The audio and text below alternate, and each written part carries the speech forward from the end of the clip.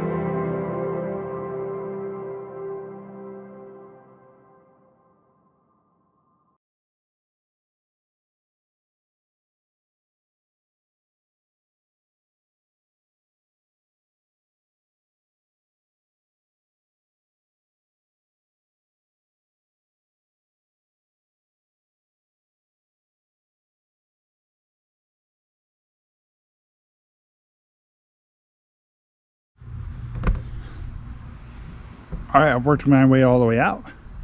All the hard cuts are done. Now I'm trying to make it where my sod, I can put one full piece right in the middle and just cut the edges. So at length. So I'm kind of working that down right there, and then I'll start making it out down there. I got a little bit of raking left to do. That's the only thing that's really slowing me down, is I have to rake everything. But